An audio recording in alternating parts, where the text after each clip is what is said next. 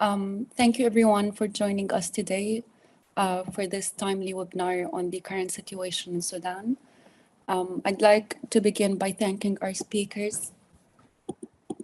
For their time, and we're very much looking forward to hearing their interventions. My name is Ruba Al-Salibi, and I will be moderating the webinar today. A month ago, fighting broke out between the two biggest armed groups in Sudan, the Sudanese Armed Forces and the paramilitary Rapid Support Forces. The violence erupted after months of tension as the two rivalry groups wrangled for power. The fighting has deepened the humanitarian crisis in Sudan, where 1 in 3 people already relied on humanitarian assistance before the war. The current crisis also generated an unprecedented number of casualties, widespread human suffering, and devastation. The ongoing fighting affected every aspect of life in the country and led to a widespread evacuation of civilians and foreign diplomats.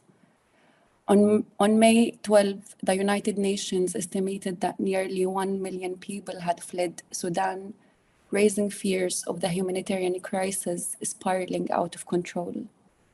For civilians, the conflict has unleashed a nightmare of bombardment, random gunfire, home invasions, and looting, amid flickering electricity supply, shortages of water and food, and little chance of medical help with injuries.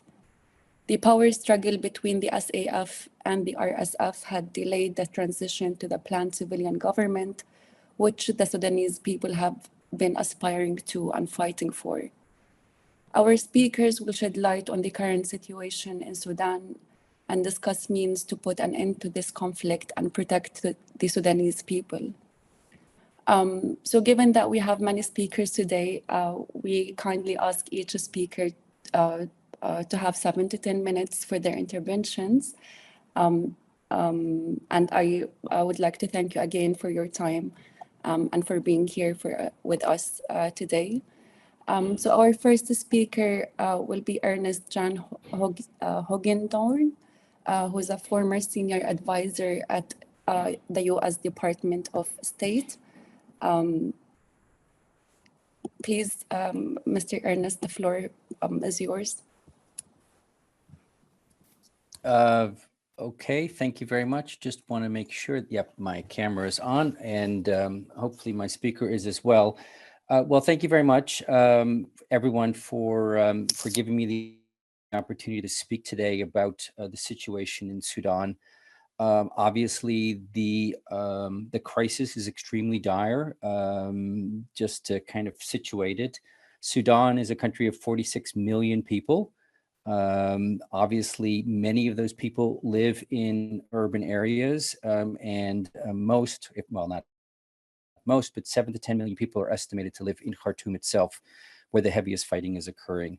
So we are facing a very, very dramatic humanitarian situation that is only going to escalate if the fighting continues, which I believe is unfortunately the likeliest scenario.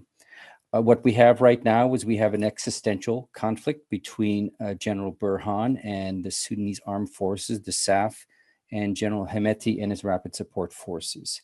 And frankly, I have not seen any kind of change in the balance of forces or the balance of fighting to suggest that either of them is going to back down in the near term.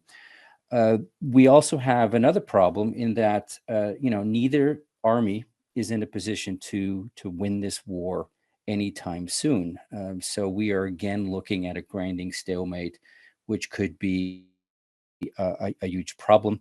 And last but not least, while people are kind of focusing on the fact that it is General Hemeti and General Burhan who are the leaders of these two armies, and I say so advisedly, all the indications we have is that command and control is starting to break down, and that we will likely see the fragmentation of these armed forces occurring over the interim, and that this is going to complicate any effort to try to achieve a peace in the future.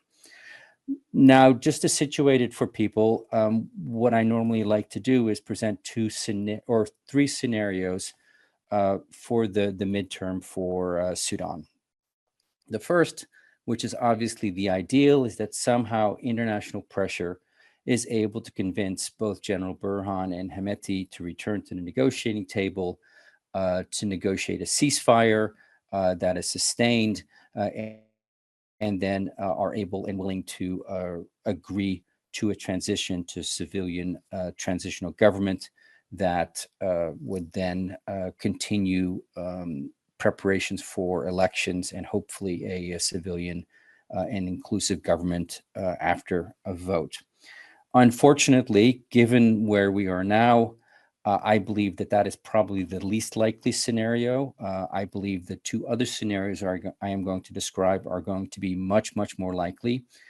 One of the scenarios I think is quite likely, and which is unfortunately the most problematic, is what I call the Lebanon scenario, which is where you have external actors supporting the different armed parties and essentially enabling both parties to continue to sustain pretty intensive conflict, not just in Khartoum, but in other parts of the country. If that's the case, that would probably make cities like Khartoum increasingly untenable for most people, and you would see massive refugee flows into the countryside and across the border into neighboring states, the Middle East, and probably also onto Europe. This would be an unmitigated humanitarian disaster that I think no one is prepared for, but that we should face starkly and should recognize is a real possibility. Another somewhat similar scenario, but just as concerning, would be that we do see the SAF ultimately prevailing because of its heavy weapons and light and air power, being able to expel the SRF from Khartoum, but not being defeated definitively, probably regrouping in Darfur, where most of its troops are from, and essentially creating a de facto autonomous Darfur state that would then create all the conditions we had seen previously in the 2000s during the first civil war in Darfur, and all the attendant local violence, atrocities, and unrest that troubled that part of Sudan 20 years ago. That, of course, would also be an unmitigated disaster, would also mean that the country is destabilized. And not just Sudan would be destabilized, but larger parts of the region, again, precipitating a major humanitarian crisis. Faced with these scenarios, I think we have to think very carefully about very difficult decisions that people may need to make when people will have to kind of balance the need to stop this fighting with a question of, whom or what should we do? Unfortunately, I think just putting pressure on both sides may not be enough to get the parties to negotiate in good faith, and that probably more will be necessary to force the different parties to recalibrate their calculations, either in Jeddah or some other negotiating position. And they will have to think very carefully about what is going to be required to change the balance of power, and then change the balance or the negotiating positions. I have argued in the past that the best way to do that is to try to get the main countries where General Burhan and General Hemeti hold their money, that is the Gulf states, to freeze bank accounts and to stop their activities in an effort to starve the ability of these people to continue to fight. And I believe that that is something that international partners should be trying to do. They should be trying to do that in coordination so that there is a united response. And hopefully that is something that countries will be working towards over the near term so that we can stop the fighting as soon as possible. Thank you. Thank you so much, Mr. Ernest, for your intervention and for the insights you've given us about the current situation in Sudan. We will now move to our second speaker, Annette Hoffman, who's a senior research fellow at the Conflict Research Unit of Klingenhandel. Please, Annette, please, the floor is yours. Go ahead. Thank you very much, Ruba, for the introduction, and thank you to the previous speaker. It's an honor to be on the panel, especially with people that I've read from and I'm learning from. So I feel honored to be part of the panel. Before I start, I would like to express my sympathies and condolences to the people of Sudan for all the suffering that you are going through, for all the fears and horrors that you are living on a daily basis. For this panel, I chose to shed light on the financial and business networks and the regional sponsors behind the war. So picking up actually on Mr. Hogendorn's last point, maybe. I won't go into the history really. Of course, there is a whole history of Sudan's predatory production systems, which since long before independence have relied on the use and threat of violence, and which are one of the main drivers behind the ongoing militarization of the economy.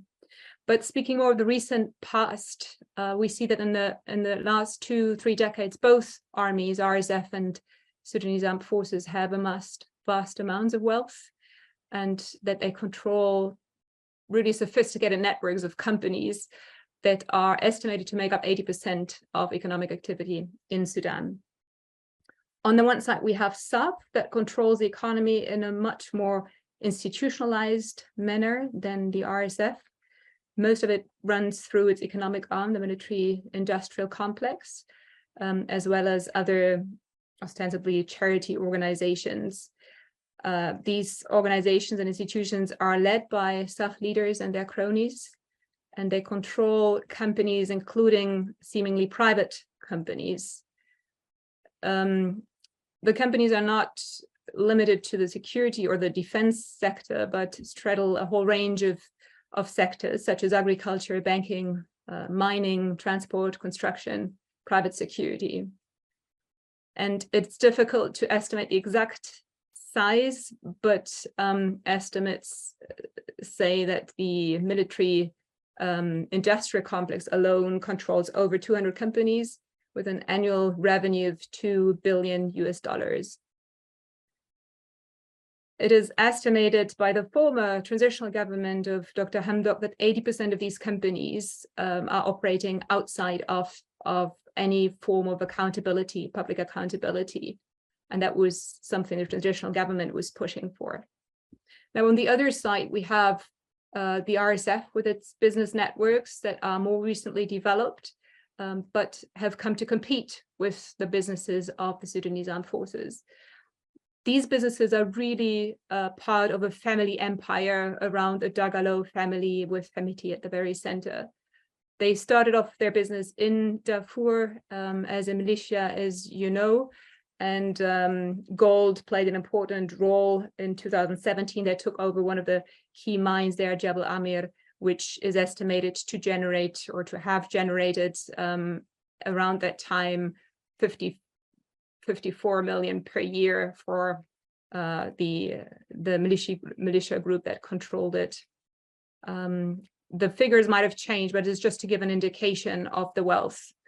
In Darfur, then the RSF controlled migration routes, different ones, and they made money by running these routes, but also by ostensibly curbing migration flows, including as part of European funded efforts. And then thirdly, their soldiers fought in, as did the soldiers of SAF, by the way, but they fought in Libya and Yemen and were rewarded for their efforts. And all this money was then reinvested into other sectors, more legit sectors such as transport, construction, agriculture, livestock, very important, real estate, also banking. So we see the sectors overlap. They're enabling sectors for any business activity. ICT is a very important one for the RSF. Maybe just to give an indication, when Hemeti at one point in 2019 dared to display all his wealth, is when he deposited $1 billion US into the central bank, which was paid for, or was meant to be paid for, to be paying for teachers and police. This money came from the rewards of his troops fighting in Yemen. Now, what is interesting about these networks is that they're extremely flexible and adaptive, which makes it difficult to target them. They are, as you know, maybe a good example is the publication we saw last summer by C4ADS, a nonprofit organization in the US that published in Arabic and English a sizable share of these businesses. And immediately after that publication, we saw a lot of new names of companies emerge, new front companies also appear, and different layers of intermediary businesses, in particular for those linked to the RSF. The second point I'd like to make is that there is a regional dimension to those networks, and both have very strong ties to regional sponsors. For SAF, this is mainly Egypt. SAF has, of course, strong ties with the Egyptian armed forces. And based on that military cooperation, there's also a strong cooperation at business level through individual businesses that have cooperation, but also more broadly through the military industrial complex.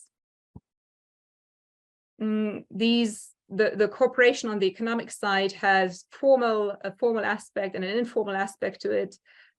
So, for instance, there are several companies such as Multiple Directions, Green Zone, that have ties with the Egyptian intelligence or the military, which are not offered corporations, but they've been tracked down very clearly. On the other hand, from the RSF side, we see that the ties are strongest with the UAE.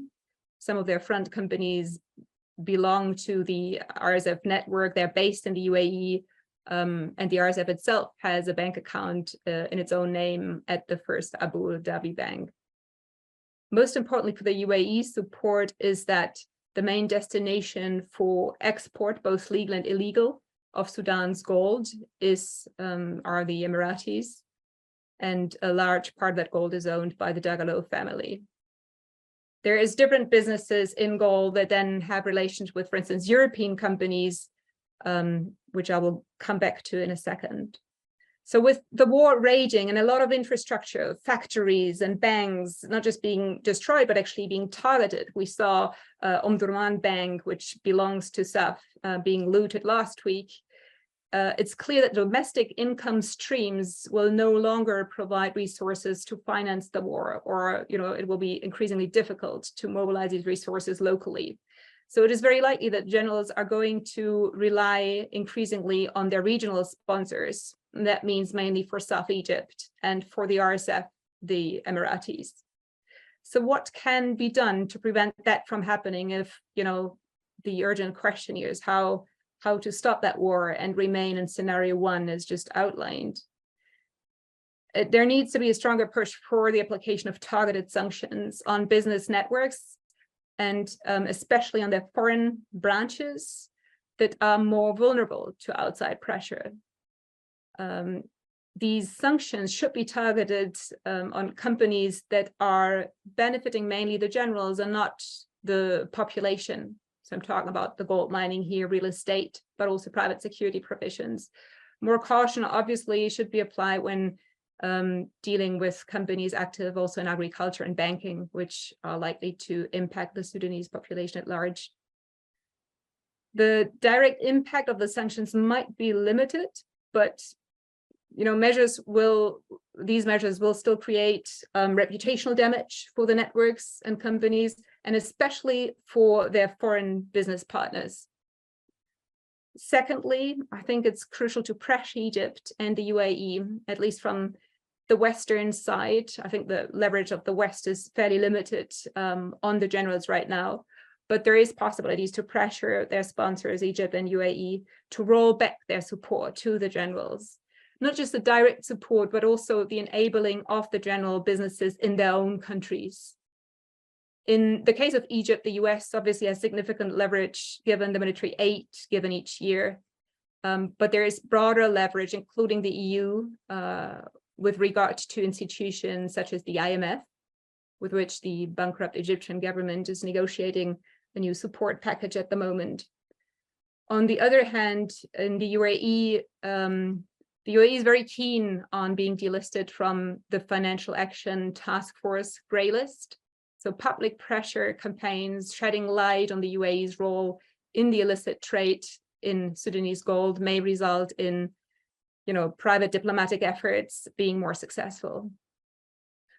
Final point, this pressure would need to be coordinated. It's clear that no foreign actor will stop helping their Sudanese counterpart if the other side doesn't do the same.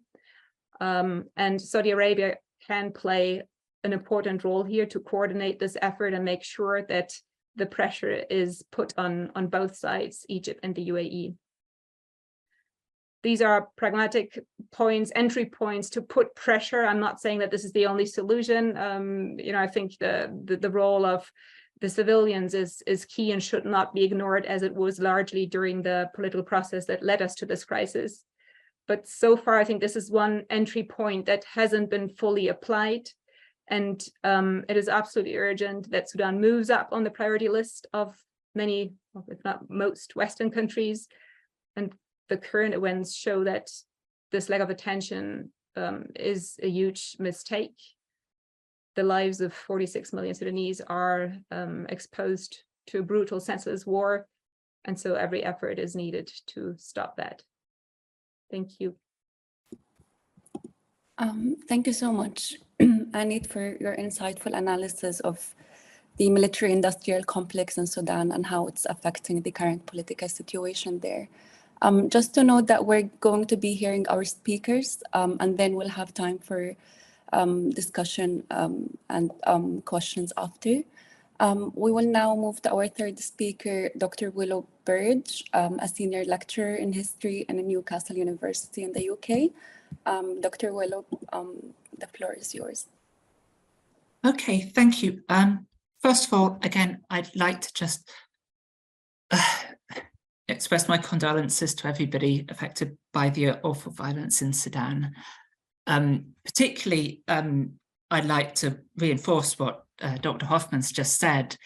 I think one of the things we see a lot in the media at the moment is questions are asked about the pressure that can be exercised on generals in Himeti, and there's a lot less attention on the enablers of Himeti and Burhan, many of whom have, the Egyptians and Emiratis have considerable investments in Western countries that the Sudanese generals don't. So I think that's something I definitely want to reinforce that point.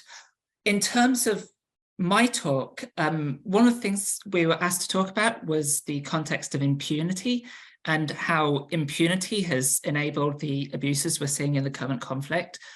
So I'm going to talk a bit about that now, both in terms of the current context of impunity and also the broader historic structural context of impunity for military actors in Sudan and how that shapes what we're seeing now.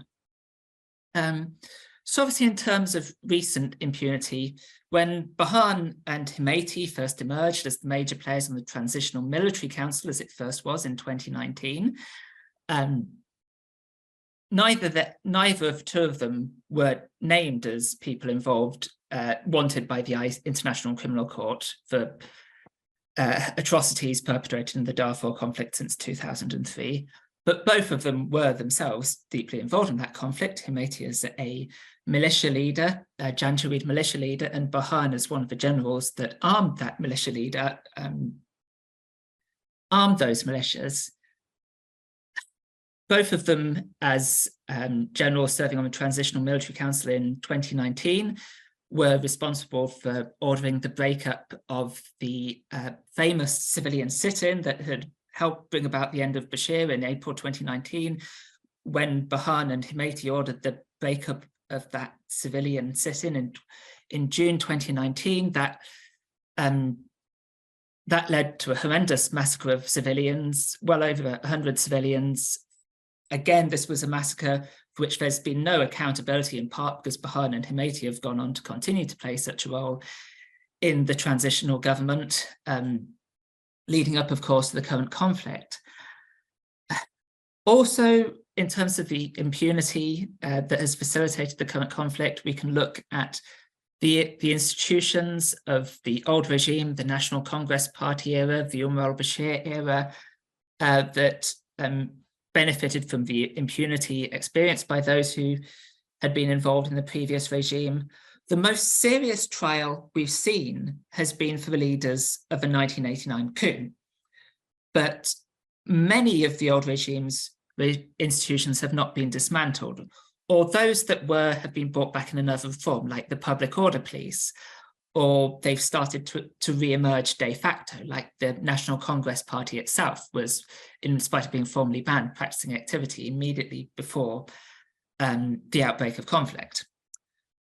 So soon after the original revolution in 2019, the transitional government established a committee known as Lajnat Izala and Tamkin, or the Empowerment Removal Committee, which sought to remove the process known as Tamkin, or empowerment, whereby the former regime embedded its partisans in every element of public life in Sudan.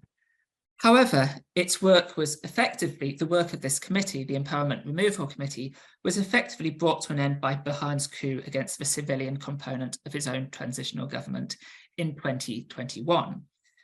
And if we look at institutions from the al-Bashir era that have been playing a role in stoking conflict, one of the most warmongering papers from the National Congress Party, the Al-Intibaha, which the Empowerment Removal Committee tried to deal with, this famously militaristic paper, Al-Intibaha, remained influential, was involved in stirring up unrest in eastern Sudan before Burhan's coup in October 2021, and since the conflict broke out, has been one of the most warmongering voices on the side of the army.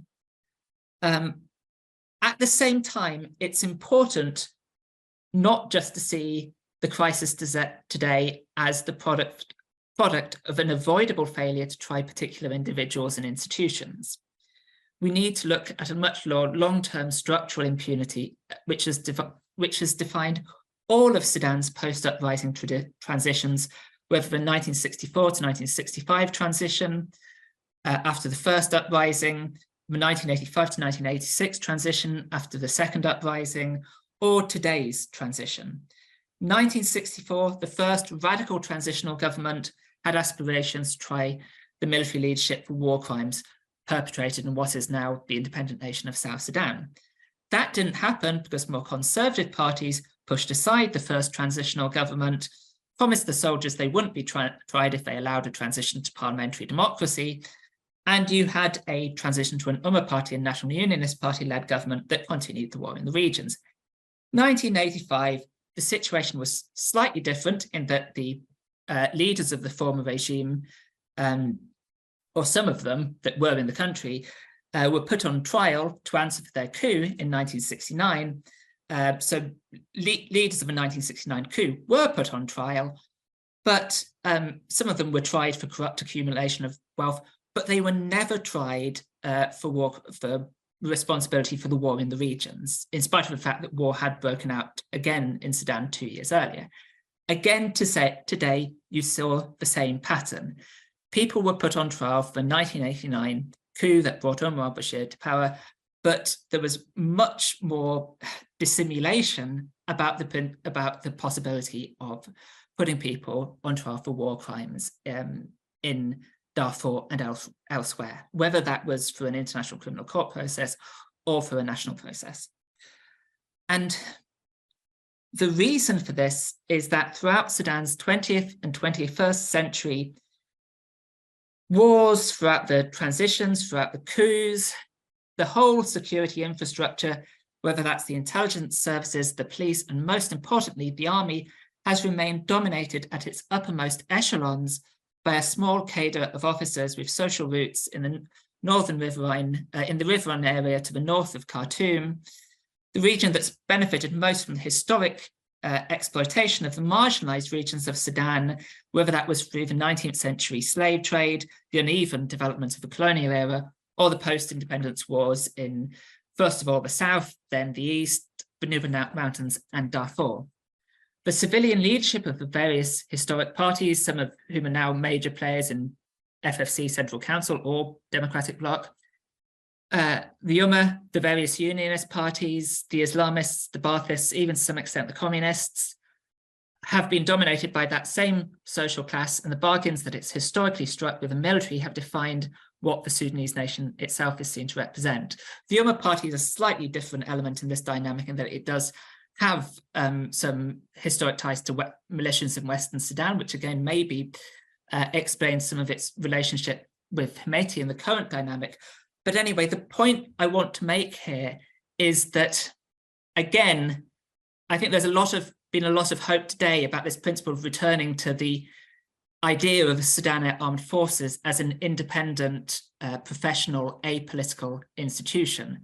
But the Sudanese army has never been that, even before the Islamists in 1989, even before the current tussle between Hemeti, the Rapid Support Forces, and the Islamists over the future of the Sudanese army. It's always been political, both in terms of who its officer class represents, its role in the wars, and its role in shaping the Sudanese nation itself. And this is a major factor in why war crimes perpetrated in the marginalized regions of Sudan, whether southern Sudan historically or today Darfur, haven't been prosecuted. Today, the transitional military did not stop two of the indictees of the International Criminal Court, Umar al-Bashir and Abdul Rahim Mohammed Hussein, being put on trial for overthrowing democracy. Of course, it hasn't reached a conclusion yet, and it's unlikely to in the immediate future. But they would never sanction the possibility, really, of them being put on trial, either internationally or nationally, for war crimes in the regions. The one person who has been put on trial by the International Criminal Court is Ali Kushaib, a local militia leader in Darfur, seen by the security establishment as more expendable than people like Umar al-Bashir himself and Abdul Rahim Mohammed Hussein, who are part of that core Northern Riverine officer class. Of course, we have seen a major change. So that explains most of the historic pattern of impunity in Sudan. But of course, one thing we do have to say is there's been something of a shift in this pattern of impunity also today with the rise of Hemeti as a Darfuri militia leader who is trying to effectively reverse this whole security logic in Sudan by seizing power in Khartoum, when historically the role of militia leaders like Hemeti had been to act as Khartoum's instrument in the regions. His own impunity, of course, comes from the considerable wealth and resources he's amassed, all the companies he runs, which we saw discussed in the last talk, his prominent international backers. So Hemeti's abuses and the abuses that are being perpetrated by the Rapid Support Forces in Khartoum right now represent something of a shift in terms of historic patterns of impunity in Sudan that began with the massacre of civilians in Khartoum at the sit-in site in 2019, and of course is continuing right now during the current conflict. At the same time, obviously, the Sudan Armed Forces itself, bombing in Khartoum, bombing heavily populated areas in Khartoum, is often also a shift in the patterns of impunity, because historically the Sudanese Air Force bombed areas in the marginalized peripheries of the country that the Sudanese officer class saw as on the peripheries of what they understood to be on the Sudanese nation. Historically, part of the reason that transitions in 64 and 85 happened so relatively peacefully because the protest happened in Khartoum, and the military class was much more nervous to attack civilians in Khartoum. Obviously, this dynamic now seems to be changing. So I guess my overall point is that today's impunity has deep historic roots. We're also seeing a shift in that pattern of impunity as well. Okay, thank you. That's me.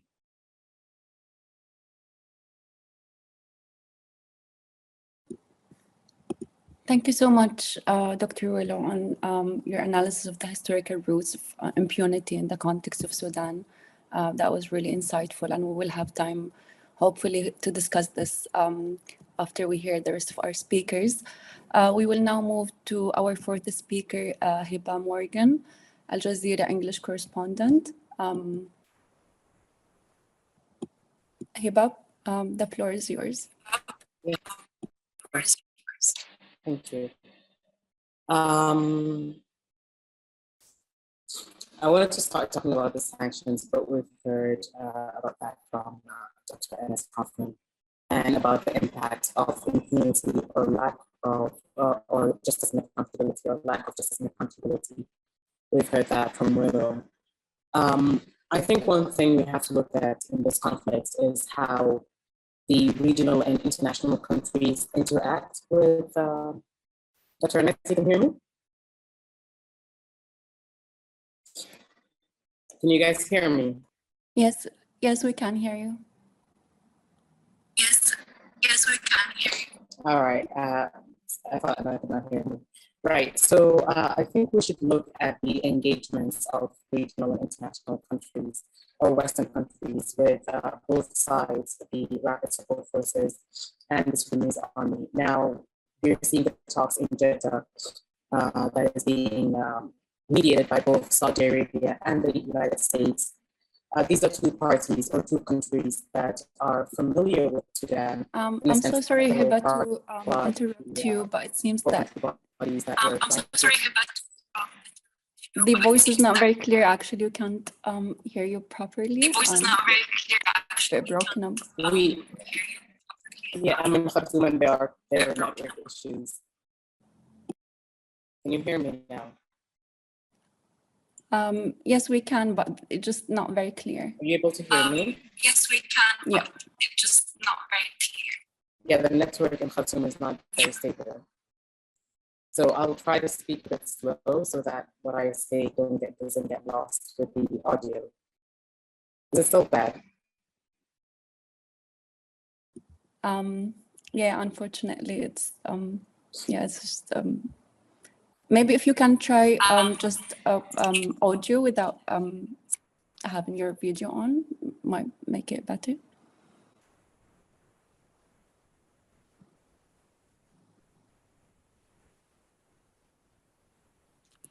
Hiba, are you still with us? Yeah.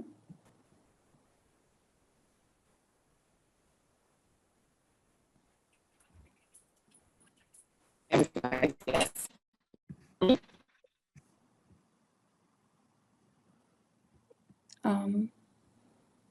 Yeah, we're really sorry, Hiba. It doesn't seem like we can hear you.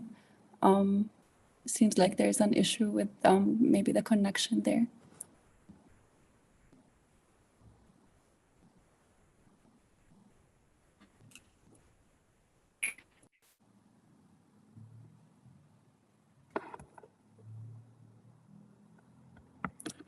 Hiba, you're still with us?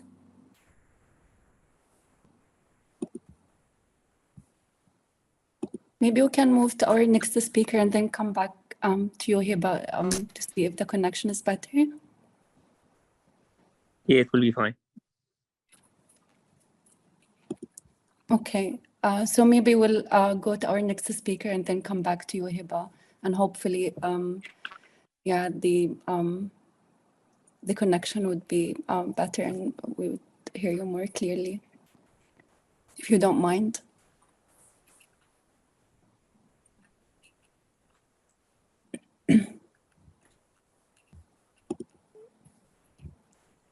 Okay, maybe let us move to Justin and then come back to Hiba. I know the internet connection in Sudan is now weak. So okay, maybe let's move to Justin then, and then we'll come back to you, Hiba, and hopefully would hear you better.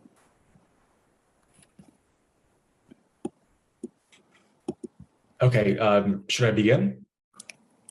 Yes, so let me just introduce you very quickly. So yeah, now we will be hearing our fifth speaker, Justin Lynch, who's a researcher and co-author of the book, Sudan's Unfinished Democracy. Thank you so much, Justin, for being here with us, and the floor is yours. Yeah, thank you very much for having me and for the introduction. And it's really an honor to be on this panel as well. I wanted to talk about the protest movement in Sudan, where it started, which I think informs where we could go. There have been a lot of critiques about the current mediation process, that it is not centered on civilians. And so I think that I wanted to speak about where the protest movement went in 2019 and the current state of the resistance committees. And if there's one point that I would like to make, and I'll keep coming back to, it's that grassroots organizations like the Sudan Professionals Association that really led the protests, and the resistance committees, when they're tasked with political bargaining, it really changes the structure of them, and it presents new challenges for these organizations. And I think that we need to recognize what those challenges will be and what the effects of this political bargaining process will be on these organizations.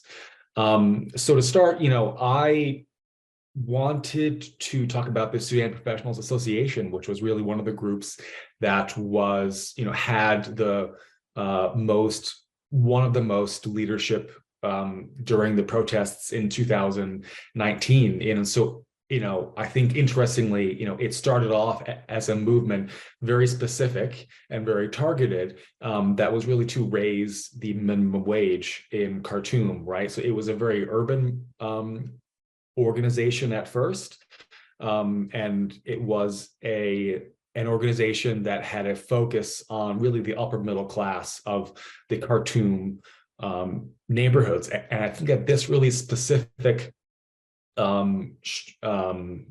objective gave its members a very clear vision of how to organize themselves.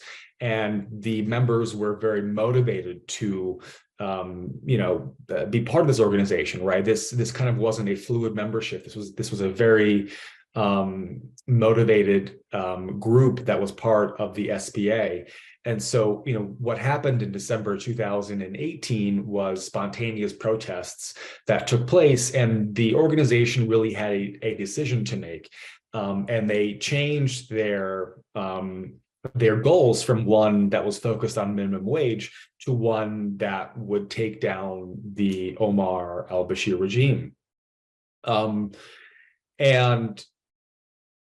And so I think that when the SBA was first created, and the kind of broad protest movement was created, it was an incredibly flat structure in terms of organizational hierarchy. And it gave the organization a big advantage when it came to trying to, topple a dictator, because, a dictator's tactic when it comes to preventing a protest movement against them is really to kind of pay off the leaders, to buy off the leaders, to make political bargaining with the leaders, or to try and eliminate the leaders through either repression or through other means. And the fact that, that the SPA, like so many other protest movements throughout history, have a grassroots structure, is because it means that it is nearly impossible to stop the leadership, right? Because the leadership is very weak, right? So what that means is that there is a broad support, and it's very spontaneous. Of course, this is very difficult to build up, and this process, was, we have to be honest in that it was supported by years and years of trial and error that started in 2012, if you kind of look back at the kind of movement for how the SBA began. And so, the kind of key success for the SBA was the April 5th call in 2019 to call on soldiers to remove al-Bashir, right? So it took al-Bashir's key pillar of power, which was his military, and it turned that against him, right? This is what, Gene Sharp would call political jujitsu, right? Where you use a regime's biggest tools and you strip it from them, right? You strip their biggest pillar of power. And so I think that, once the SBA and the Sudan protest movement their goal was never just to remove Bashir. Their goal was to remove the entire system, right? And they made a critical decision at that point to negotiate with the military and to enter into negotiations. And so the SBA decided that the Forces of Freedom and Change would kind of take on that negotiation and that leadership role. And so broadly, what you saw was a movement that was very grassroots led, starting to take on a leadership structure, right? The kind of scaffolding of leadership that is, that is necessary for political bargaining, right? And what you saw was an SBA and a broader protest movement that really struggled with that shift from being a grassroots movement to one that had a political leadership, right? I remember speaking with so many members of the SBA during this transitional period, and they disagreed with what their own leaders in the SBA and in the FFC were doing, because they felt like they were selling out the revolution, right? Or the leaders of these two movements felt like, look, this is the best offer that we can get, right? And so you could start to see the divisions within the SBA and within the protest movement at that point, between the leaders who were tasked with bargaining and the protesters who were very idealistic and who wanted to continue to take on the broader regime that Omar al-Bashir had created. And I think this tension, right, this shift and this challenge that Sudan's protest movement had, turning from a grassroots organization to one that had to do political bargaining, is one that you see, it's not unique to Sudan. This is, a case of, political science. You saw it in Egypt during 2011, where, protesters from this very flat structure struggled to build more of a leadership structure. You saw this in Otpor in Serbia in the 2000s, where, this student movement had toppled Milosevic, but then struggled to, I don't think they even were, they didn't get past the electoral barrier during the first parliamentary elections that took place a year later. And so, throughout history, you can see how these organizations struggle to build the political leadership necessary. And so I wanted to talk a bit about the rise of the resistance committees. And I think that, the kind of, as the SBA started to have this infighting, the resistance committees became more prominent. And they are, loosely affiliated, neighborhood groups that provide essential services really on the local level and really on the ground. And so, they are even much more grassroots than the SBA was. And, a main feature of the resistance committees has been opposition to the continued role of the military in politics and of the political status quo in general in Khartoum, right? But I think that it's important, to note as well that the resistance committees take on a different dimension outside of Khartoum, right? I remember meeting a lot of the resistance committee members in El Janina in West Darfur, and they were really, youth groups who had, who were affiliated based on their tribal identity. And there were, different resistance committees for the different tribal groups in every city, right? And so it wasn't based on kind of the shared principles that we associate with the resistance committees in Khartoum, but they were more closely, they could more accurately be defined really as kind of youth groups.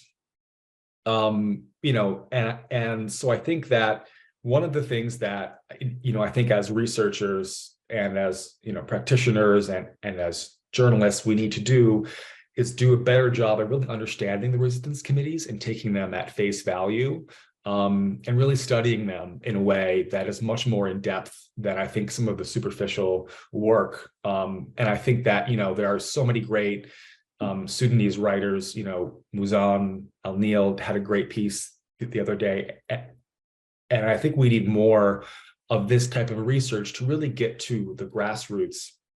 And I shouldn't say grassroots, the real understanding of the resistance committee members, because there were so many contradictions and interesting facets that we have not yet really grappled with publicly about the resistance committees. I think that, when I speak and, with so many resistance committee members today, and in the past, they were very clear that they do not want to get involved in politics. And I think this is a really important question. And what I mean by that is that, they do not want to become politicians themselves, right? The resistance committees in many ways, want to hold politicians to account, and they see themselves as kind of above politics. And I think it's a really interesting viewpoint that we need to understand more.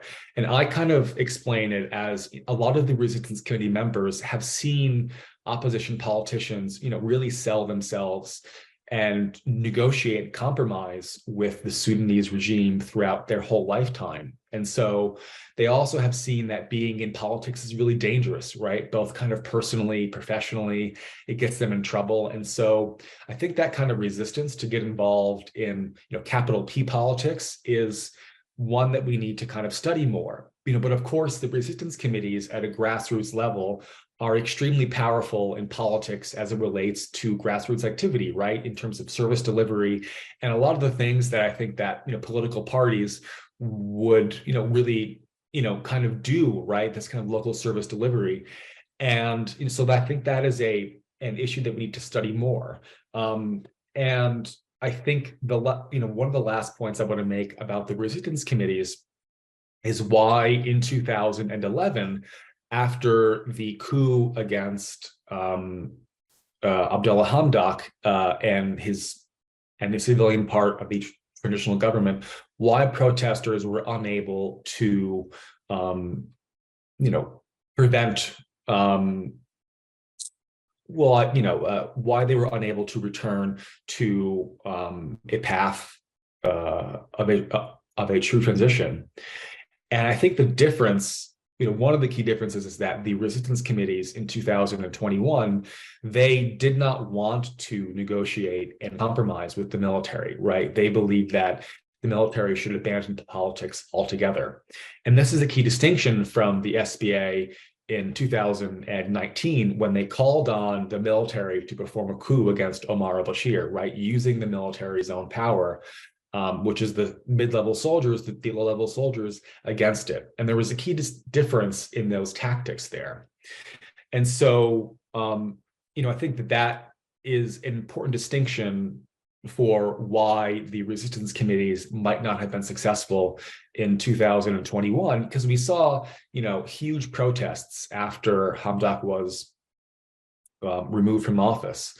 And so, I think that as we, there are discussions about a peace, peace negotiation, mediation, and there have been discussions about the role of resistance committees and civil society in Sudan. We need to be honest, and we need to be, we need to understand that putting a political, that charging these groups with political bargaining will change them, and we need to anticipate that and also give them the support and time that they need to ensure that that it is successful if and when that happens. And so I think that what to do next. I think that the reality is that the international community, I think especially the West, has a limited ability to really stop the war in Sudan, I think, as the other panelists have said. But I think that, what it can try and prevent is its intensity and its spread to other countries. And I think key here is making sure that the war, stays in Sudan and it doesn't become a proxy conflict between Egypt and the UAE, which I think other panelists have spoke about as well. I think the two final points. One is that, in Washington, D.C. and in capitals in the West, the debate becomes about, sanctions or no sanctions. And I think, we need to make sure that our policy isn't characterized by just that question, right? We need to have a broader strategy beyond sanction or no sanctions, right? We have to be honest with the fact that, financial sanctions will be limited in their effectiveness, right? There have been sanctions on Sudan for 30 years. And many of these military companies, some of them face sanctions already. And so how effective will they be in actually stopping the war? I think that, will they have an impact? Maybe, right? We need to be honest about that. We don't have a certainty for how effective they will be, but we need to have a strategy beyond sanctions or no sanctions that we often see in the Sudans, right? And the last thing that I think we need to be realistic about as the war continues is the role of humanitarian aid and how it's going to affect the conflict. When I worked for the UN and for NGOs in Sudan, our community, we were really awful at stopping the politicization of aid by armed groups. And I think that the struggle, we really haven't seen the leadership from the humanitarian community, from the UN, and from OCHA on this issue and taking it seriously, right? There's a history of pledging to have a principled response to humanitarian aid and donors not following through on that. And I think this is, a very political issue, although it is, one that is humanitarian. This is one that affects politics on the ground, because if you are in a conflict area, humanitarian aid really is a lot of your livelihood. And so I think that politicians need to be taking this seriously and make sure that it is not used for, to further entrench the political actors on the ground and the warring parties on the ground. And so I think with that, I will hand it over. And again, thank you for having me. Yeah. Yeah, thank you very much, Justin, for the many important points you raised, especially about the Sudanese protest movement and the resistance committees, as well as on the politics of humanitarian aid. That was very insightful. We will now be moving to our next speaker, Professor Alex Diwal, who's an executive director of the World Peace Foundation. Unfortunately, Professor Alex is not here with us today, but he sent us a video of his comment on the current situation in Sudan, and we will be showing this video now. Thank you very much for inviting me to give this presentation, and my apologies that I'm not able to join you in person live. Let me start off by giving my condolences and commiserations to all of you who are Sudanese or have friends and relatives in Sudan who are caught up in this totally needless, horrific, horrendous conflict. Sudan deserves much, much better. The beautiful, non-violent revolution that we saw unfold in Sudan, led by ordinary, unarmed civilians, many of them women, just 4 years ago, shows the type of country that Sudanese are capable of building, in total contrast to the horror that is being inflicted on that wonderful country by these two, let me call them warlords or gangsters. So the current state of affairs, as I'm sure you are all familiar, is egregious violations of international humanitarian law. Most visibly, most horribly in Khartoum, in the 3 towns, but also in many, many other parts of the country as well.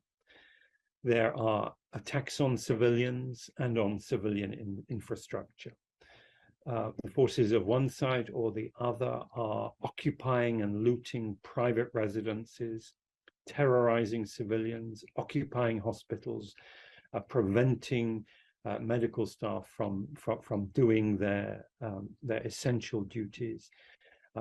There are also bombardments, including aerial bombardments of civilian targets. Schools have been attacked and obviously are not functioning. Markets are not functioning. And starvation crimes are being perpetrated at scale. Now, the definition of the war crime of starvation is depriving, destroying, or rendering useless objects indispensable for the survival of the civilian population. So that includes not just food and foodstuffs, but also water and shelter, maternal care for children, and in an urban setting such as Khartoum, objects indispensable for survival also include electricity, telecommunications, and basic infrastructure for the conduct of everyday life. All these are being destroyed, disrupted, and these are crimes for which military commanders and military leaders should be called out and should in due course be held accountable. Let me say a few remarks on the status of the belligerents. They are two non-state belligerents. Neither of them can be said to represent the Sudanese state. There was a coup d'etat overthrowing a constitutional process, a constitutionally recognized government in October of 2021. And quite correctly, the African Union Peace and Security Council invoked the relevant article of its constitutive act and suspended Sudan until such time as constitutional order were restored in the form of a civilian government. And when the two sides signed their declaration of commitment to protect civilians in Jeddah last Thursday, one signed as the Rapid Support Forces, clearly a non-state actor. The other signed as the Sudan Armed Forces and not as the government of Sudan. And that is quite correct. It is not the government of Sudan. It is also a force that aspires to be the government of Sudan, but is not the recognized government. It is merely the Sudan Armed Forces. Now, this is significant, I think, because as the case of Sudan comes to the League of Arab States, to the African Union, and to the UN Security Council, the Sudan Armed Forces will try and clothe itself as the legitimate government trying to suppress a rebellion. And I think we should be absolutely clear that it is not that. And neither, of course, is the Rapid Support Forces. They are both non-state armed actors. And moreover, they have a practical and actual material character that should prohibit them from being recognized as such. They are both forces that have been engaged over the years in deeply corrupt and anti-democratic practices, racketeering, profiteering, kleptocracy. What we are seeing in Khartoum today, it resembles a civil war, but I think it could more accurately be called a mobster shootout. What we have is two kleptocratic systems fighting it out for control of ill-gotten gains. Now, I said I made mention of the Jeddah Declaration of Commitment for the Protection of Civilians, which was signed last week. Was this a step forward or not? Now, in it, all the two parties do is they recognize commitments under international humanitarian law, the Geneva Conventions, the laws of war, that they ought to be respecting in any case. It is merely an affirmation of their existing obligations as belligerents. But there's one thing that I was disturbed to see was not present in this Jeddah protocol.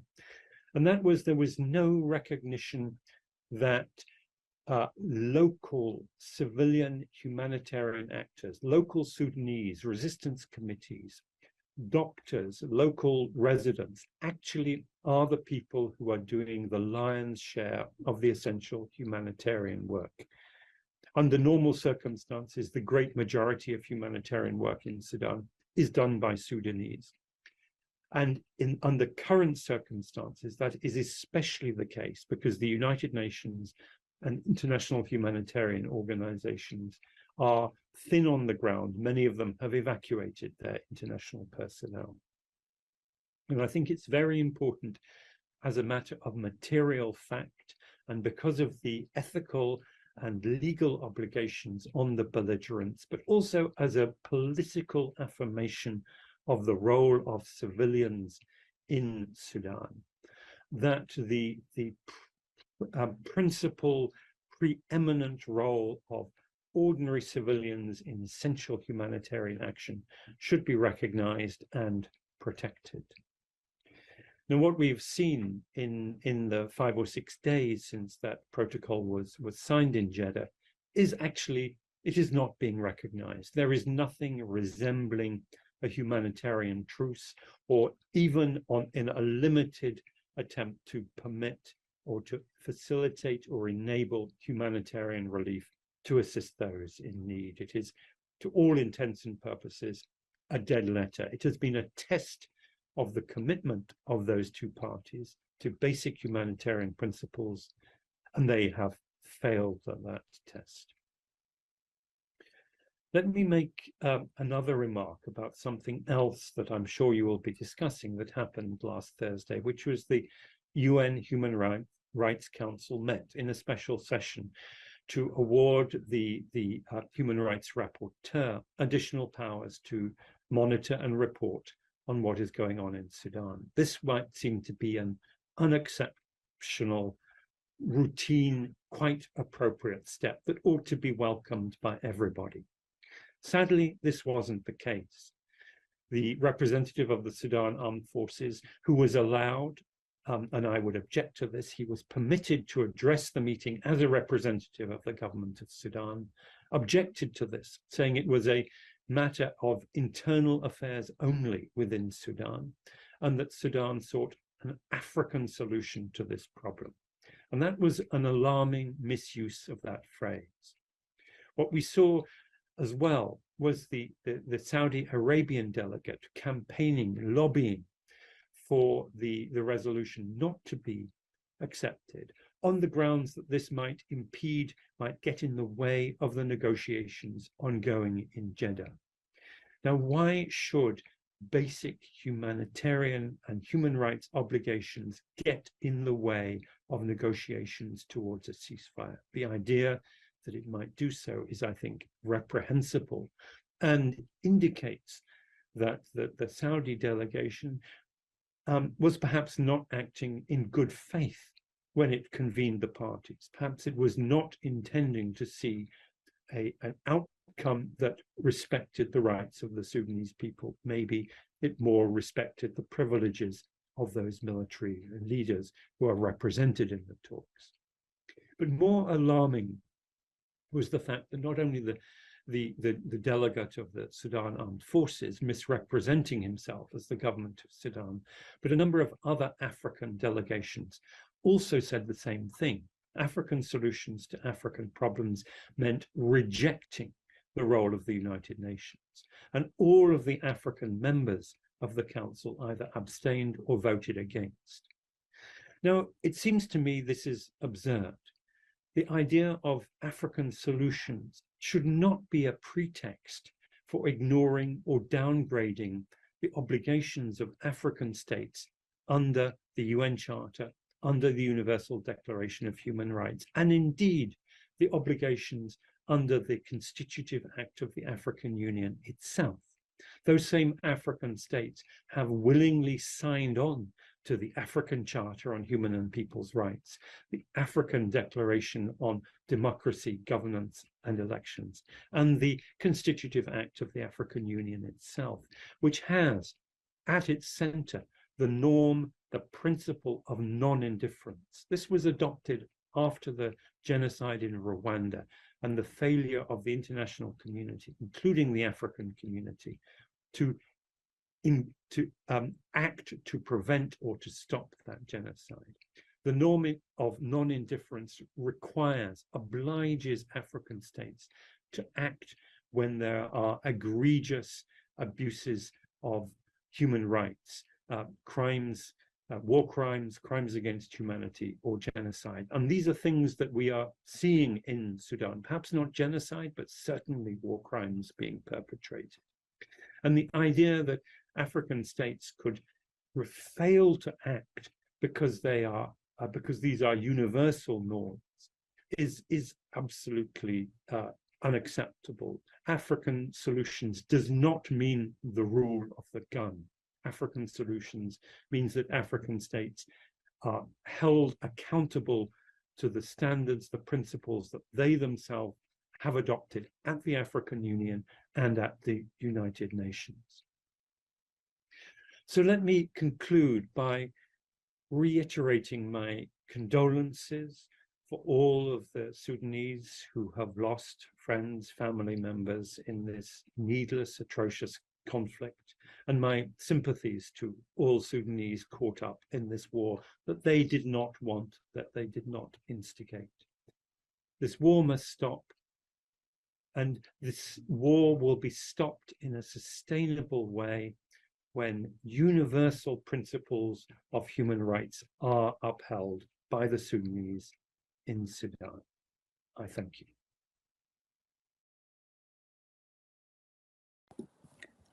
Thank you so much, Professor Alex. For the sake of time, we'll move to our next speaker, Khulud Khair, founding director of Confluence Advisory. Khulud, the floor is yours. Thank you, Ruba. I'd like to start by saying something which is obviously glaringly obvious to all of us now, which is that the resistance committees were right when they refused to speak to the generals, when they refused to give them a platform, when they refused to side by elites who signed a very unworkable framework agreement. They were right. They were right precisely because they knew that the generals being in a position to wage this war with full impunity, as the agreement implied, meant that this would hasten a civil war scenario, or at least a conflict scenario, which is what we have now. The resistance committees also know, to a great extent, that they are alone. They cannot rely on the Human Rights Council in Geneva, as Alex just said. They cannot rely on the region. We know that the Arab states, who have a lot of political and financial investments in Sudan, do not want democracy. They cannot even rely on the international actors who ostensibly do want democracy, and for whom it is most egregious that they have been ignored by. And so, where does that leave them? It leaves them as, the most important political engine in Sudan, previously for political reasons and now for humanitarian reasons. And they still do not have the requisite, they haven't earned the international support that allow them, for example, to be engaged in some way or another in formal mediations. We have seen them come at a distant last when discussions around including civilians have taken place. The Jeddah talks, which to me are nothing to write home about, have more than anything entrenched the view that the generals could be legitimate actors. And as Alex said, they are officially, or they have become in many ways so illegitimate as to be seen as non-state actors.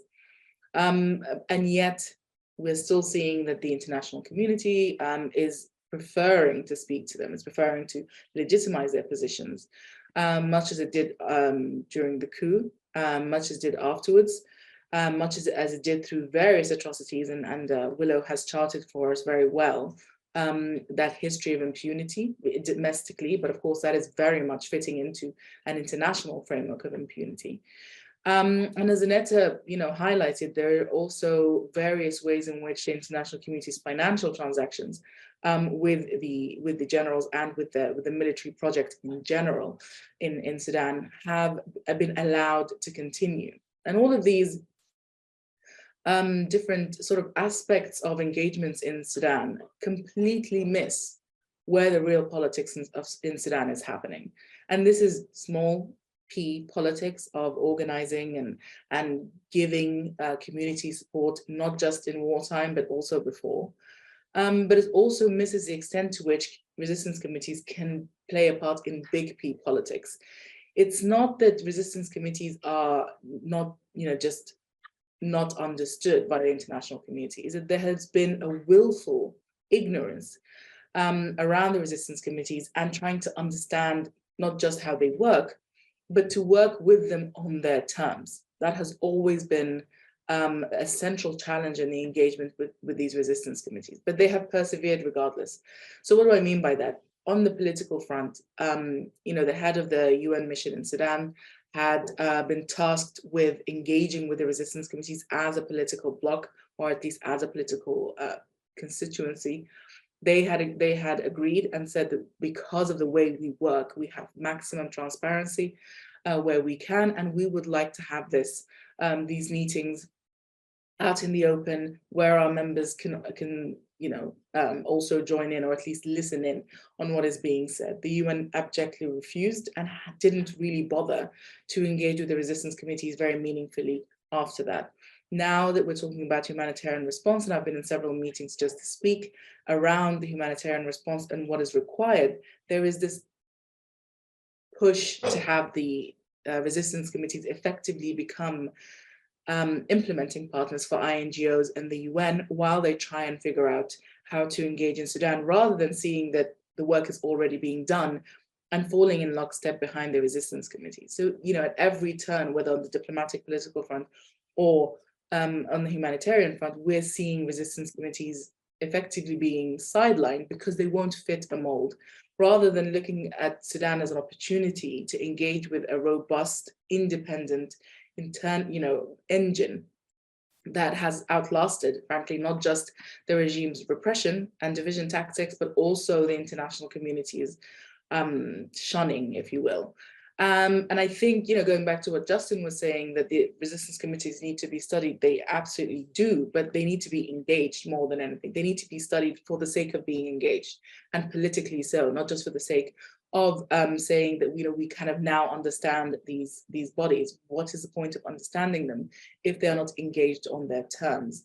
Unfortunately, what we're seeing from the various mediation platforms, Jeddah for now, but also the upcoming mediation platform, IGAD, etc., there's not as much of a emphasis or focus on engaging not just resistance committees, but youth groups, civil society groups, unions, etc., some of whom are elected bodies, and so absolutely deserve a seat at the table based on international rubrics of representation, etc. And we're not seeing any of that. Alex mentioned last week's Human Rights Council vote that took place on the same day as the Juba mediation agreement on humanitarian corridors. I would say that's a dark day for international engagement. We saw failures on both those fronts. Yes, the Human Rights Council document, or the vote, passed, but it was a very weak document. There weren't really the monitoring mechanisms that we needed to see. As Alex said, the Sudan Armed Forces representative was allowed to represent the government of Sudan, even though the Sudan Armed Forces and the Rapid Support Forces have effectively made themselves completely illegitimate as political actors. And at the same time in Jeddah, we saw them effectively being rubber stamped as official and, more importantly, legitimate combatants in this war. I don't know if anyone's been following what's been happening today, or in the past week, but we have seen successive rounds of fighting in not just densely populated areas, but also in institutes of knowledge, hospitals, parts of the city that hold either knowledge or services or are key to the communities in which they're in. It's quite clear that while the generals are fighting each other, they're also fighting the people of Sudan. And on that front, they are very much united. We're seeing, this iconoclastic drive by the generals to completely sort of eradicate any trace of civilian life that could be used to relaunch civic politics, either during or after some kind of ceasefire is negotiated, and that's by no means soon. EJ earlier mentioned that this doesn't look like it's anything going to end anytime soon, and I would agree with that, because neither side, and I'm just saying, there are two broad sides, but within them, of course, there are factions. But broadly, neither the Sudan Armed Forces nor the Rapid Support Forces have any interest right now in a ceasefire. So we're not going to see that anytime soon.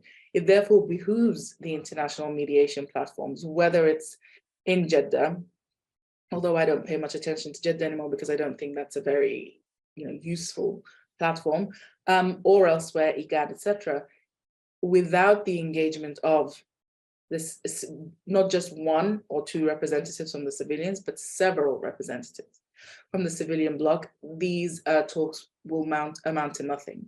What's interesting is that the UN, which obviously has a lot of deserved criticism, has done this differently in Libya. In Libya, the civilians were the core of the mediation, and the generals were sort of invited to join that mediation. And some, like Haftar, for example, was at some point not engaged, at other points engaged. So the central part, the central focus of the mediation was the civilians. We're seeing that the complete opposite of that in Khartoum, which is quite egregious because Sudan has such a well-developed civil society space. So, the question is not just how do we engage the civilians, how do we get away from the political decisions that keep them at bay? Because at this point, it's no longer accidental. At this point, choices are being made about who to include and who to exclude, both by the international community and by the elites in Khartoum. And frankly, because as I said earlier, the resistance committees were right all along, it's criminal that they are not engaged. It's criminal that what they foresaw has not earned them a seat at the table. Now, what does that look like? The answer is they need to decide. Do they want to engage with these platforms? And if so, how? That is the starting point of engaging the civilians. It is not, speaking to the generals, then handpicking civilians from the Sudanese political elite and just tacking them onto whatever's been agreed. We saw that with the framework agreement. That framework agreement in many ways led us to where we are, in the way that we are, in the way that the conflict broke out. I reject the kind of analysis that says, the generals have always had these disagreements between them, and so this fight was inevitable at the end. Yes, this fight was in many ways inevitable. Yes, the generals have always had these problems between them. Why did the conflict start when it started in the way that it started, if not for the framework agreement? And yet what we're seeing now is efforts, the beginnings of efforts to revive that framework agreement, which not only are frankly unworkable, and the proof is in the pudding, but very much centered the generals at the expense of broad civilian coalitions. So I think we need to completely upend the thinking that the international community has had thus far, and for the past 4 years, not even in the past year, and start from a position of how do we make the civilians central to any discussion on resolving this crisis? How do we engage as many civilians as possible and actually embrace the diversity rather than asking them all to read from the same hymn sheet? That is not what plurality is about. We want to embrace as much as possible the diverging views of the civilians rather than getting them all to sign on to a very narrow set of agenda items. With just my last point, we're talking about state collapse here, more than just the issue of a war in Khartoum and in Darfur. The Sudanese state has been centralized for so long that frankly, it cannot take Khartoum being the center of fighting for an extended period of time. Everything is reliant on Khartoum, and making Port Sudan the administrative capital for a few months probably won't bring about the same kind of results that are desired. So this requires, I think, the one very thin silver lining is that actually this is an opportunity to do things differently, and not seizing that opportunity to make political actors, civilian political actors, take center stage, to ensure that military actors are treated with, frankly, the legitimacy they deserve. I think that's something that will set Sudan up for effectively more and more of these conflicts as time goes by, rather than a reset of the Sudanese state and the way that it has done politics, is the way that it has run the economy, and the way that it has engaged with civilian political constituents. Thank you.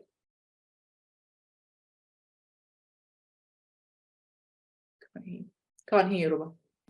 Sorry. Yeah, thank you so much, Khulud. That was really insightful, and thank you for the many critical points that you've raised, especially on engaging civilians and resistance committees and the political discussions taking place now, and the political solutions that are being discussed. Thank you so much again. That was really powerful. We will now be moving to our next speaker, Tahir Al-Mu'tasim, who's Tahir is the spokesman of the Sudanese Journalists Syndicate. Tahir is going to be given his talk in Arabic, and I will give a very short translation after in English. طاهر حضرتك موجود معنا؟ نعم. رح تلقي الكلمة بالعربي مزبوط؟ مزبوط. تفضل. تحياتي للجميع وشكرا للمنظمة العربية لحقوق الإنسان في بريطانيا على دعوة نقابة الصحفيين السودانيين للمشاركة في هذه الندوة الهامة التي تسلط الضوء على الأوضاع الحالية في السودان ومحاولة بذل الجهود اللازمة لوضع حد لهذا الصراع. أدى انفجار النزاع المسلح في السودان بين القوات المسلحة السودانية وقوات الدعم السريع في 15 من أبريل الماضي إلى تعميق معاناة أوضاع الصحفيين السودانيين. فبحسب مسح أجرته نقابة الصحفيين، كان قبل اندلاع هذه الحرب حوالي 250 صحفيا وصحفية قد تركوا المهنة، بينما هناك نحو 250 آخرين صاروا عاطلين عن العمل. هذا قبل اندلاع الحرب، ولكم أن تتخيلوا كيف ستكون معاناة الصحفيين في السودان بعد اندلاع هذه الحرب. منذ اندلاع القتال في منتصف أبريل الماضي توقفت الغالبية العظمى من وسائل الإعلام في السودان، مما شرد جزء كبير من الصحفيين والصحفيات، والأخطر أن الحقيقة قد غيبت عن المواطنين.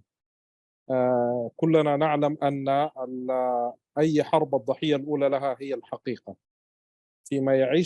فيما يعيش عدد من العاملين والعاملات في مجال الإعلام في ظروف صعبة، يواجهون مخاطر يومية بحثا عن الحقيقة وسط القتال.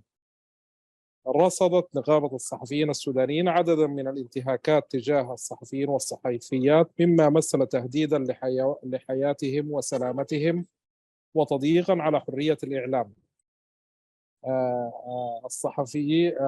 ورصدت أيضا صحفيين عالقين في أماكن عملهم لمدة أيام أبان انطلاق الحرب، وغصب لغرف الأخبار بوسط الخرطوم. ظل العشرات من هؤلاء الصحفيين محتجزين داخل هذه المكاتب دون ماء أو طعام لعدة أيام. نقابة الصحفيين قامت بدورها في مخاطبة الطرفين، في مخاطبة الصليب الأحمر، في مخاطبة الهلال الأحمر، لتوفير ممرات آمنة لهم للخروج. قبل اندلاع الحرب بفترة ليست بالقصيرة، كان واضح للكثير من المتابعين أنها ستندلع لا محالة، وذلك بالنظر إلى التصريحات المتبادلة، وكذلك بالنظر إلى خطاب الكراهية الذي تصاعد بشكل حاد عبر وسائل التواصل الاجتماعي من أشخاص وهيئات تدعم كل واحدة أحد أطراف الصراع العسكري. منذ ذلك الوقت أدركت نقابة الصحفيين السودانيين بأن الحرب قادمة لا محالة، واستنادا إلى انتشار خطاب الكراهية بشكل واسع، خاصة من هذه القيادات المحسوبة على النظام السياسي السابق، وبالطبع من أنصار القوتين العسكريتين المتقاتلان. كان أول ما قامت به النقابة أنها بادرت بتوجيه الدعوة إلى عدد من الأجسام النقابية في السودان، وكان الاجتماع بغرض مناقشة تطورات الأحداث المتسارعة على الأرض بالتركيز على التصعيد من بعض القيادات. والأمر الثاني هو انتشار خطاب الكراهية والدعوة للحرب بشكل ملحوظ. وكان ينظر الاجتماع بيانا بتاريخ 14 من أبريل، أي قبل الحرب بيوم واحد، تمت فيه إدانة واضحة لكل ذلك، وتم فيه الدعوة إلى الاستماع إلى صوت العقل والالتزام بالحوار السلمي لحل الخلافات، وعدم الاستماع إلى الأصوات التي تهدف إلى إنهاء مشروع الثورة والتحول المدني الديمقراطي. صحيح أننا توقعنا اندلاع الحرب نظرا لما رصدناه من تطورات، ولكن لم نتوقعها بذات السرعة التي حدثت به وما آلت إليه الأحداث فيما بعد. بالتالي فإن الأولوية بالنسبة لنا صباح يوم 15 من أبريل يوم انطلاق الحرب هو تفقد الأوضاع بالنسبة للصحفيين السودانيين، خاصة الذين كانوا ما زالوا في أماكن عملهم وقت اندلاع الحرب. بحسب متابعة أوضاع الصحفيين السودانيين رصدنا كثير من الزملاء الذين ظلوا عالقين في أماكن عملهم أو مكاتبهم لأيام طويلة، ومثل بعض الصحفيين الذين كانوا في المكتب الرئيسي لوكالة السودان للأنباء، وآخرين كانوا في مكتب التلفزيون والإذاعة، وبعضهم تعرض للتضييق من الجماعات المسلحة. بذلت النقابة جهود واضحة في الإفراج عن بعضهم عبر التواصل مع الجهات ذات الصلة من طرفي النزاع أو مع الوكالات الإنسانية التي استجابت بإجلاء العديد منهم من الأماكن التي ظلوا عالقين فيها. بالإضافة إلى ذلك فإن بعض المكاتب الإعلامية والصحفية تعرضت للتدمير والقصف العشوائي من طرفي النزاع المسلح، كما اقتحمت قوة يشتبه في تبعيتها لقوات الدعم السريع بعض المكاتب الصحفية في الخرطوم، وغني عن القول بأن أوضاع الحرب منذ اندلاعها في 15 من أبريل أفقدت العشرات من الصحفيين أوضاعهم كما أجبرت وظائفهم، كما أجبرت كل الصحف الورقية على الإغلاق نهائيا. يضاف إلى أن الحرب أثرت بشكل واضح على خدمات الاتصالات الهاتفية والإنترنت، وهم وسيلتان كما هو معروف بالنسبة للصحفيين في البحث عن الأخبار والتحقق منها ونشرها للجمهور، وبالتالي فإن انقطاع الخدمتين وسواءهما في أوقات كثيرة أثر بشكل سالب في عمل الإعلاميين وفي إيصال رسالتهم. صحيح أن للحرب ضحايا كثيرون، ولكن أول ضحية بالنسبة للصحفيين هي المعلومات الصحفية الحقيقية، وبالتالي فإن مصادر الصحفيين في الغالب هي البيانات الرسمية التي تصدر من طرفي النزاع، وهذه في الغالب تحيط بها الشكوك من كل جانب وتجعل مهمة التحقق منها بالنسبة للصحفي صعبة. أيضا نجحت نقابة الصحفيين في تشكيل مرصد لمتابعة الانتهاكات التي تحدث من الطرفين المسلحين ومتابعة إفرازات الحرب الغاسية وانتهاكات حقوق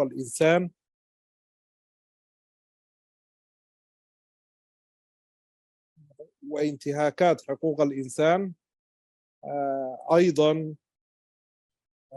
من الإنجازات التي قامت بها النقابة مؤخرا بعد الحرب في الخرطوم فتح مكتب لها خارج السودان، تحديدا في عاصمة جمهورية مصر العربية القاهرة، والتي اضطر عدد من الصحفيين إلى المغادرة إليها بسبب الحرب. والغرض من هذا المكتب هو متابعة أوضاع هؤلاء الصحفيين السودانيين، خاصة أنهم لجأوا برفقة أسرهم، بأن غالب هؤلاء الصحفيين أجبرتهم ظروف الحرب على مغادرة منازلهم وبيوتهم بسبب أنها كانت ساحات للقتال، حيث تعرض بعضها للتدبير والإصابة بفعل القصف العشوائي. كما يؤسفنا أن نذكر أن إحدى الصحفيات السودانيات أصيبت بسكتة قلبية نتيجة للقصف الشديد الذي تصادف أنه كان قريبا من منزلها.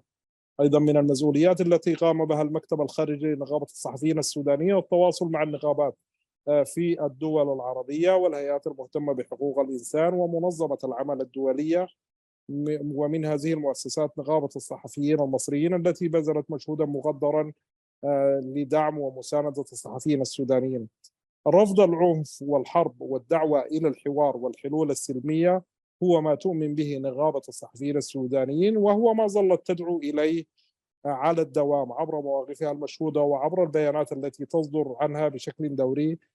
ولذلك يأتي الموقف الداعم من نقابة الصحفيين لجلسات الحوار التي بدأت منذ أيام بمدينة جدة بالمملكة العربية السعودية برعاية منها ومن الولايات المتحدة الأمريكية. للمرة الثانية نقدم شكرنا وتقديرنا للمنظمة العربية لحقوق الإنسان، وننتهز هذه الفرصة لمخاطبة الاتحاد الدولي للصحفيين من أجل تفعيل عضوية نقابة الصحفيين السودانيين باعتبارها الممثل الشرعي للصحفيين في السودان، وذلك من أجل الاستفادة من خبراته وخدماته. ونخاطب عبر هذه الندوة كل شرفاء العالم والمؤمنين بحقوق الإنسان وبحق التعبير من أجل بمساعدة السودان والوقوف من أجل الحقيقة في السودان والوقوف ضد الحرب وإنهائها. هي حرب الخاسر الوحيد فيها هو الإنسان والخاسر فيها الحقيقة. شكرا جزيلا. شكرا جزيلا لك أستاذ طاهر على كلمتك، ونقدم تعازينا الحارة لأهل السودان وتضامننا الكامل في ظل الظروف الصعبة اللي عم بيعيشوها في هذه الأثناء.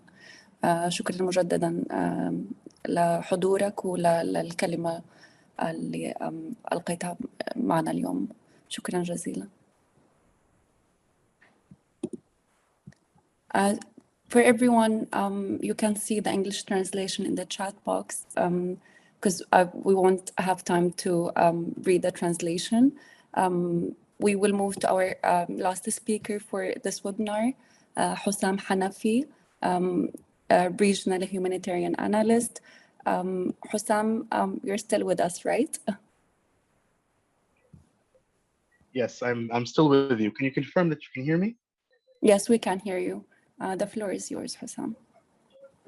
Thank you very much. First, I'll apologize for not turning my camera back on. The power is out, and I don't think anybody wants to see my floating sweaty head. Second, I want to say thank you to the Arab Organization for Human Rights in the UK for inviting me to speak. And I also want to say that it's an honor to be speaking in the panel filled with so many distinguished people whom I personally hold an immense amount of respect for. Having said that, I think for my talk, I'm going to try and situate us in terms of the humanitarian situation. And it's important to look at the last few years. Many people on this call have spoken about the political, social, and economic aspects, and those all play into the humanitarian situation. In 2018, before the revolution started, to put it mildly, Sudan was already in a difficult position. Since then, it's been affected by a number of crises, both global, national, and local. The COVID-19 pandemic, we had a 1 in 100 year flooding, intercommunal conflict began to spiral, particularly but not exclusively in the Darfurs. We saw conflict in the Kordofans, in Blue Nile, and other places as well.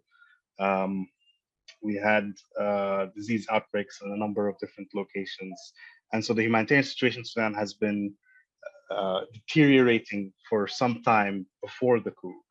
Since the coup, in last year's lean season, we saw more than 11 million people in what is termed as crisis conditions or worse levels of food insecurity. That is to say that they have inadequate amounts of food consumption.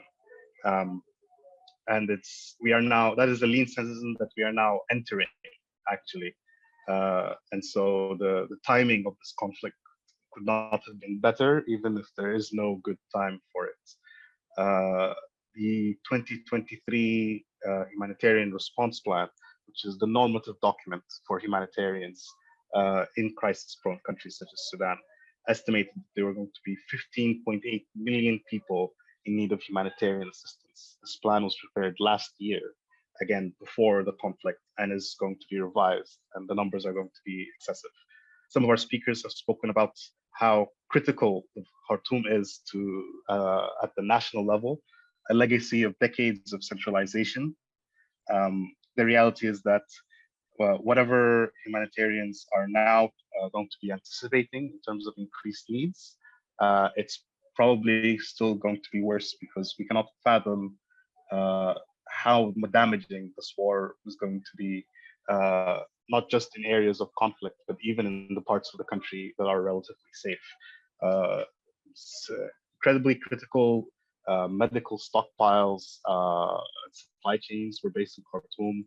The centralization of several ministries, such as the Ministry of Education, the Ministry of Social Welfare, the centralization of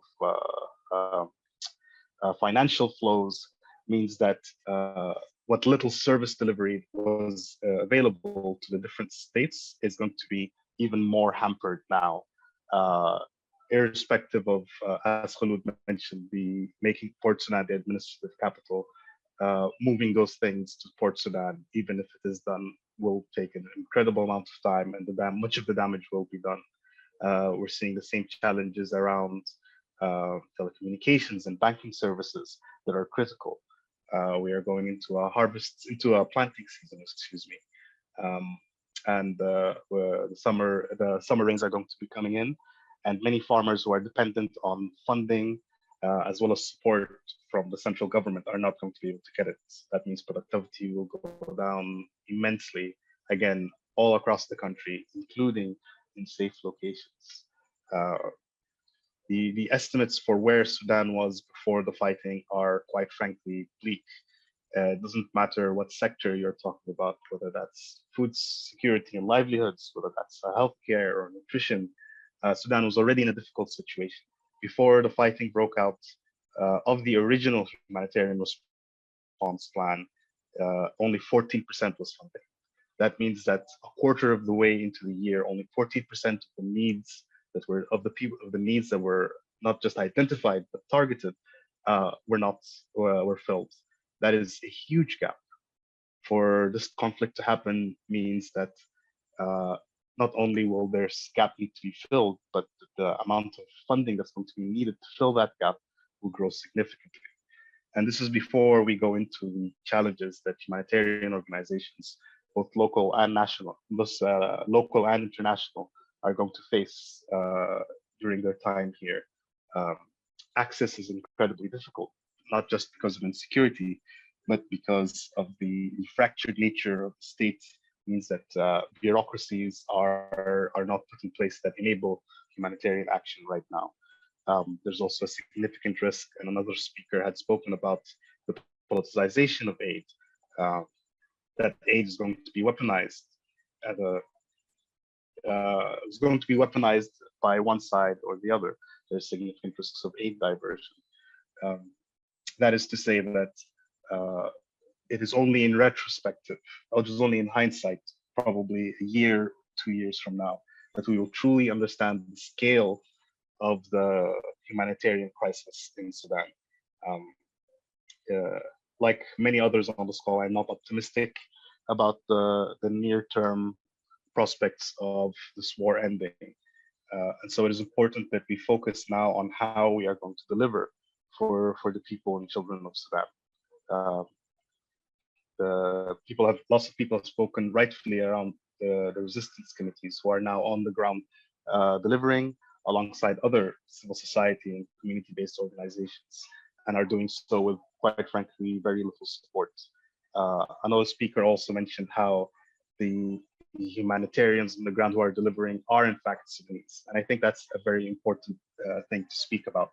It's very easy to look at the images and videos of UN convoys evacuating international staff and say that INGOs no longer have a presence. The reality is the vast majority of staff, local NGOs and international NGOs, as separate from community-based and civil society organizations, are in fact Sudanese. They are in these conflict zones. Many of them have moved to the safety of safer locations outside of Khartoum. Many of them are now delivering in incredibly volatile places and contexts in Darfur's and the Kordofans, and even a few of them in Khartoum.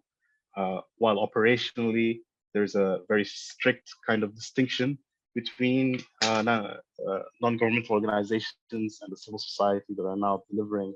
The reality on the ground is that the profile of someone who wants to help their country and their community is often the same. And so a lot of the membership of these organizations are volunteers or staff in the local and international organizations who are on the ground and delivering, even if their organization is incapable of doing so. And it's important that we create a space and an environment where they can be supported and where they can deliver in order to mitigate, as humanitarian action can never really solve everything, but at least mitigate the effects of this horrific war. That means that increasing amounts of pressure has to be put, and other speakers have spoken about how that pressure might be applied on the actors to respect international humanitarian law, I'm sure smarter people than me can figure out how to do that, as this is a rather tall order. But it's also important that the international community and the regional actors step up at this time, whether it is by providing funding, whether it is by finally pushing forward agendas that humanitarians have been speaking about for a long time. In this case, agendas such as localization that are going to be critical when it comes to delivery. The reality is that even the best funded INGOs will face difficulties implementing a number of these places. And they need to be able to support organizations that are operating in difficult conditions. And in order to do that, there needs to be a push from the donor community to reduce a little bit of the bureaucratic red tape, right? To talk about reduced compliance and risk measures that are rightfully there in place for most humanitarian implementation, or smaller youth-led organizations that have flourished during transition in Sudan and are now using the time using the experience they've gained those 4 years to deliver where many of us actually cannot. Finally, I did want to stress a little bit on the necessity of ensuring that everyone is speaking on with the same voice. Some people have mentioned the the UN Security Council meeting, and there is in fact dissent between the different parties, and that's just not acceptable. There needs to be a bare minimum where we are advocating and working together in order to create monitoring and reporting mechanisms and support existing monitoring and reporting mechanisms for that matter, including those that include civil society and local actors on the ground, to ensure that we can, at the very least, in the future, hold the warring parties to account, to ensure that humanitarian aid, whoever is delivering it, reaches those who need it, and that perhaps for once the international community acts and the the INGOs act as a support system for the incredible work that is already being done by local staff across all designations of aid organizations, whether that's CSOs, CBOs, INGOs, LNGOs, or other actors that we haven't even mapped yet.